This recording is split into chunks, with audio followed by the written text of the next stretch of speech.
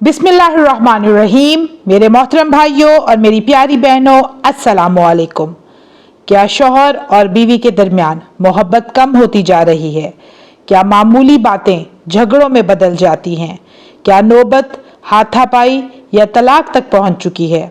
क्या आप चाहते हैं कि आपके घर में मोहब्बत, सकून और अपनायत हो? आज की इस वीडियो में मैं आपको सूरत निसा का अमल बताऊंगी जिसे मोहब्बत, बाहमी समझबूझ और घरेलू सुकून के लिए पढ़ा जाता है।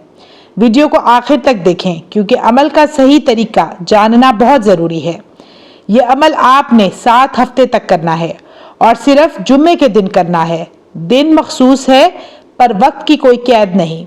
जुम्मे के दिन किसी भी वक्त पढ़ा जा सकता है। अमल का तरीका ये है कि अव्वल आखिर 11 बार दरूद इब्राहिमी पढ़ें, फिर एक बार सूरत निसा की तिलावत करें। इसके बाद पानी पर दम कर दें, फिर वो पानी पीने के लिए और खाने में इस्तेमाल करें। पूरा घर वो पानी पी सकता है। जब पानी ख़त्म होने लगे तो दम वाले पानी में और पानी मिला दें और इस्तेमाल करते जाएं। पूरा हफ्ता इस्तेमाल करें, फिर जुमे वाले दिन दोबारा वही अमल करें। इसी तरह लगातार 7 हफ्ते बरोज़ जुमा ये अमल करें। ख़वातीन नापाकी के अय्याम में ये अमल नहीं कर सकती। पाक होने के बाद दोबारा जहाँ से ये अमल छोड़ा होगा वहीं से ये अमल शुरू होगा। ये अमल निहायत ताकतवर है, आजमा कर देखें, आपको खुद ही पता चल जाएगा।